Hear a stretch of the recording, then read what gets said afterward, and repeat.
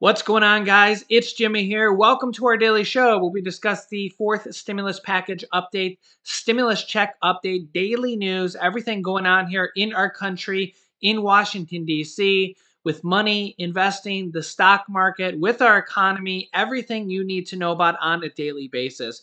If you haven't subscribed to our YouTube channel yet, make sure to click the subscribe button down below. It's completely free to do so you don't miss out on new videos that come out here on our YouTube channel every day at 10 a.m., 3 p.m., and 8 p.m. Eastern Standard Time. And if you find these videos helpful, don't forget to hit the like button for us down below. We got a lot to talk about here. Just yesterday, the U.S. breaks a new record with over 500,000 new people testing positive in a single day. 543,000 people test positive. The previous record was only 300,000, almost on the nose, 300,777 people. We have now over 543,000 people in a single day that have tested positive, almost double. And this does not even count the people that have taken at-home tests or the people that can't get tests. Right now, there is a severe shortage of tests. In fact, I know several people personally that are trying to get tests and literally can't go get a test anywhere. In fact, one of my friends said they called 25 different places and can't even find a single at-home test anywhere. So if you think about how many people can't even get a test to test, there's probably a lot more people, and this is just in a single day. This is how many people tested positive just yesterday in one single day. So it's really, really crazy right now with this new Omicron variant from the Christmas weekend or the Christmas holiday, how many people are testing positive. And new states are already announcing that they are passing new stimulus packages on the state level. Check this out. The state of Ohio, Republican Governor Mike DeWine signs a $4 billion with a B COVID-19 relief bill. He also vetoed a pause of the child care rating system. So Ohio has now passed a $4 billion COVID relief bill. And you can see here, Ohio Governor Mike DeWine signed legislation that would funnel over $4 billion in federal stimulus money that has gone to the states to schools, Medicaid, and other departments to help the state navigate the COVID pandemic. He also rejected a measure that was tucked in at the last minute by Senate Republicans. Remember, he's a Republican himself, that would have suspended Ohio's 5-star rating system for child care facilities through the next year. Ohio has received more money through multiple federal relief packages, including the American Rescue Plan. That's the third stimulus check package, opposed by Ohio Republicans in the U.S. House and Senate. The state of Ohio has been awarded over $26 billion in federal relief funds since the pandemic's onset and has spent only around $10 billion of it. So, yeah, as you can see here, there is still a lot more money just for the state of Ohio to be spent. And most states have not spent anywhere near the amount of money that they have been allocated. In the veto message, Governor Mike DeWine said the program helps provide access to quality child care, but instructed the Department of Jobs and Family Services to explore ways to reduce red tape for providers. Mike DeWine did approve federal COVID relief dollars, which comprise the bulk of the bill. Over half the bill's money will go to the Ohio Department of Education, schools, along with $7 million dedicated to helping students experience homelessness. The bill will also permit the state to take advantage in part of the ARPA, incentivizing extra money to build out providing care for older adults at home instead of nursing homes. And reserves money for Medicaid. About $300 million will go towards nursing facilities. and money for law enforcement and first responders. Also, the state of Massachusetts just signed a $4 billion relief package as well, and $4 billion for state of Ohio and for Massachusetts as well. Governor Charlie Baker says the pandemic has had a significant impact on Massachusetts workers, families, communities, and businesses for nearly 2 years, and today's signing directs billions of dollars in relief towards those hardest hit across the Commonwealth. Quote, this relief will play a crucial role in the ongoing recovery of our residents and communities, especially those disproportionately impacted by the pandemic, and we are eager to put it to work. This package includes $150 million to finance the statewide production of housing for seniors and veterans, $150 million for housing maintenance, rental housing, all sorts of different things here, as you can see here. $65 million to support expanded homeownership opportunities.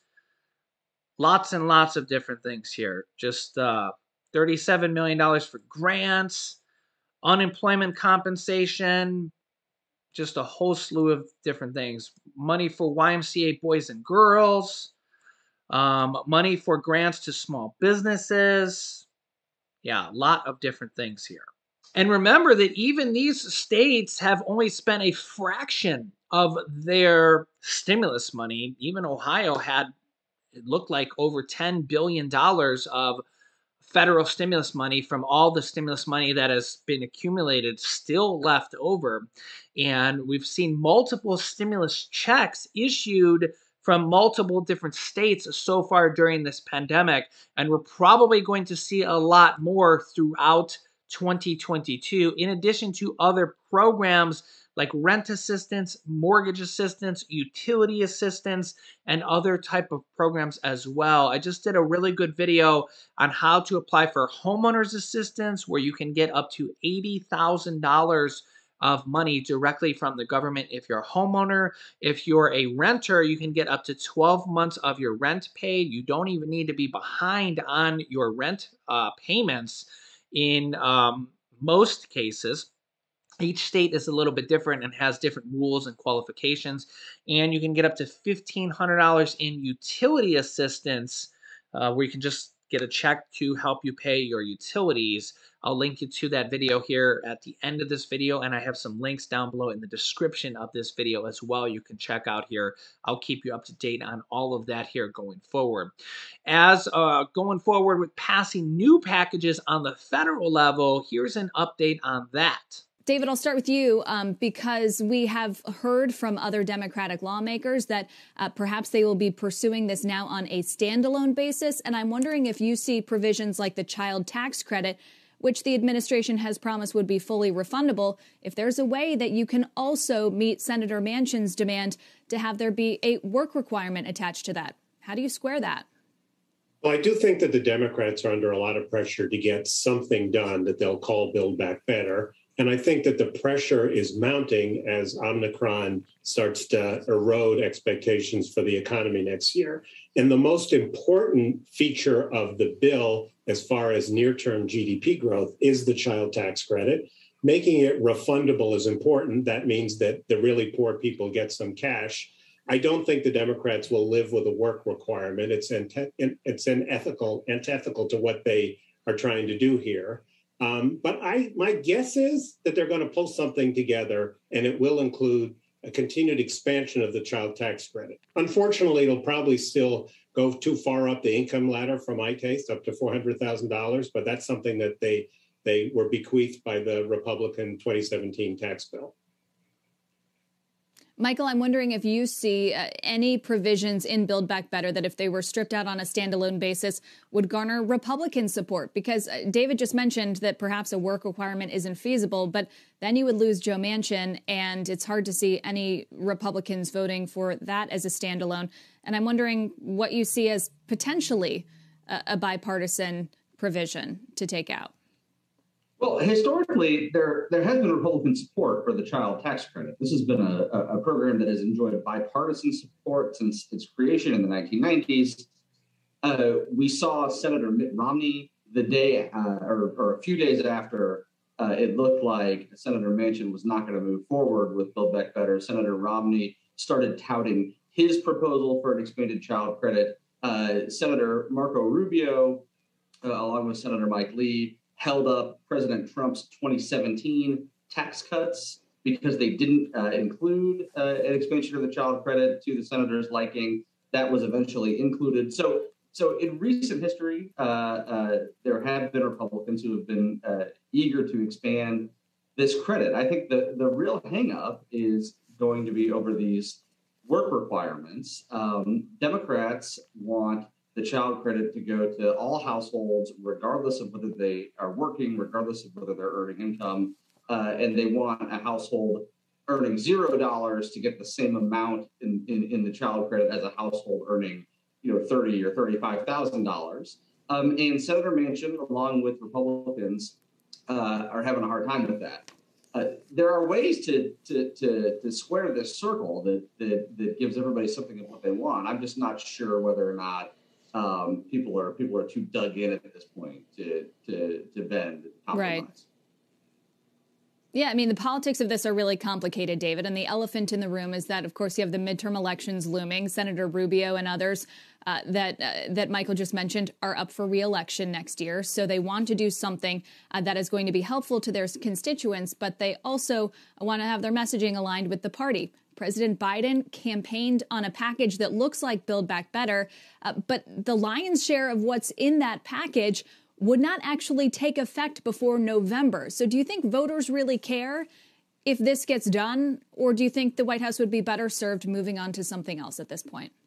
Well, I think what voters care about is the economy and the virus. But the problem here is that the Democrats have barely control of the Congress. They have the White House, and they've managed to do some really big legislation and make themselves look like failures. So David Axelrod has a piece, the former Obama advisor, in the New York Times today, in which he argues that they really need to recover the appearance of being able to govern. And I don't think they're going to get much help from Republicans, so they're going to have to do it on their own. But I do agree with Michael that the child tax credit, it's not out of the question that a bunch of Republicans and Democrats could agree to do this. Unfortunately, the climate is such that anytime there's any kind of bipartisan coalition building, something blows it up. But the child tax credit is, he said, Mitt Romney, Marco Rubio. So I don't think it's dead.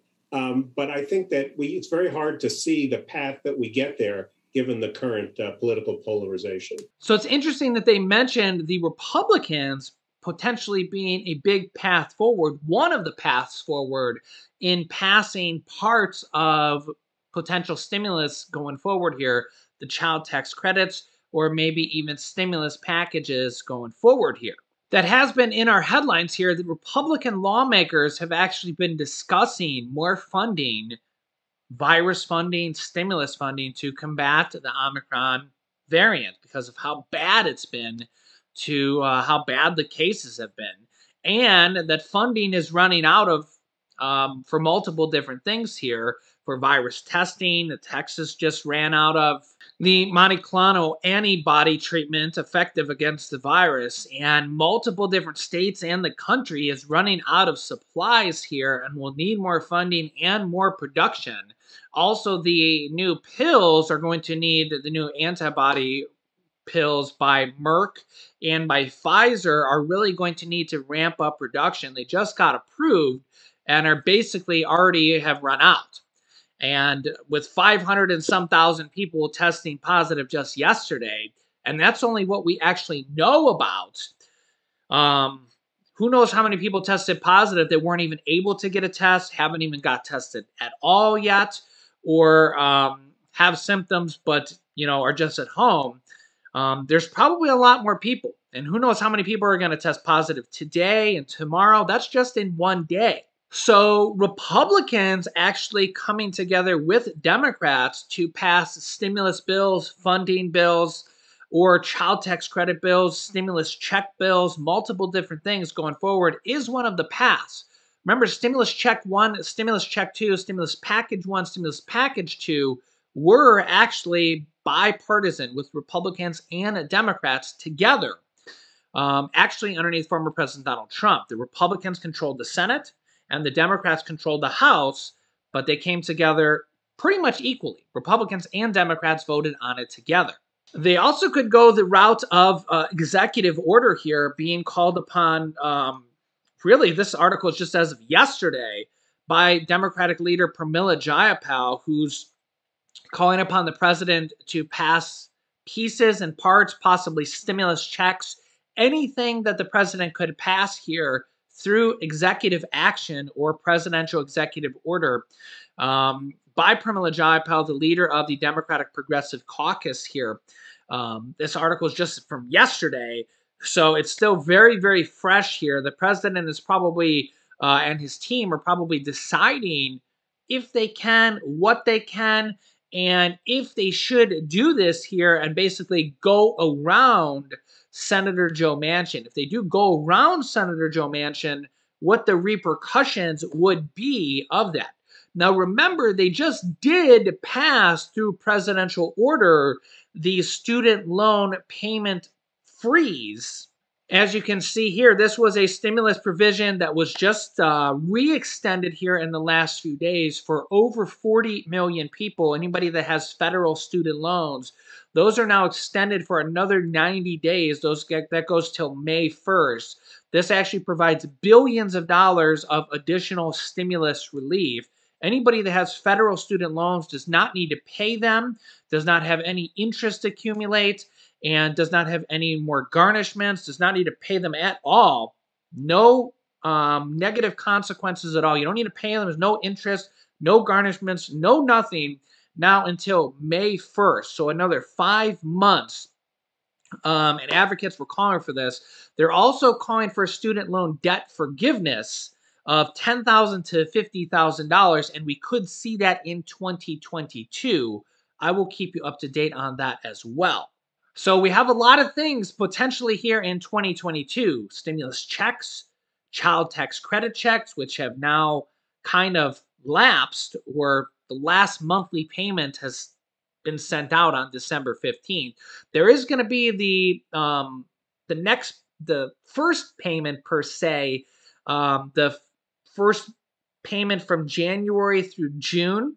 The first 6 months you're going to get on your tax returns of 2021 when you file it in 2022. Okay, you are still going to get that when you do your 2021 tax returns in 2022, a 6-month lump sum of $1,500 to $1,800. Okay, but the Democrats and maybe even the Republicans might come together to pass a bipartisan bill together. We might see an executive order to pass it. We might see a standalone bill. We might see the Democrats pass it on their own. Multiple different ways to try to extend the child tax credits. It might be through Build Back Better. Who knows? Multiple different ways. So we got stimulus checks. We got child tax credit checks. We could see Build Back Better. We could see a stimulus package. We could see student loan debt forgiveness. We got so many different things here in the new year to look forward to. Student loan debt forgiveness, state stimulus checks, rent assistance, mortgage assistance, utility assistance.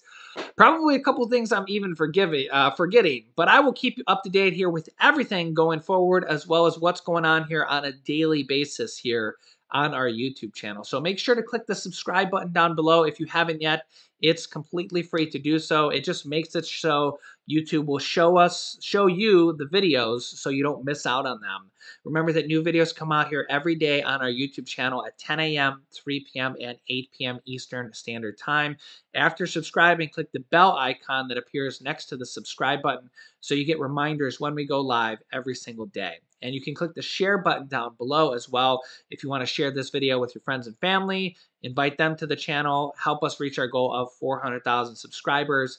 We're getting very, very close. Happy New Year's, happy holidays, and please stay safe out there. It's getting a little bit crazy. So you can click here to watch my newest video next. And you can click here to watch my new video on how to get homeowners assistance up to $80,000, how to get rent assistance up to 12 months of your rent paid, and how to get utility assistance up to $1,500. So click one of those videos next. Thanks, guys, and I will see you in the next video.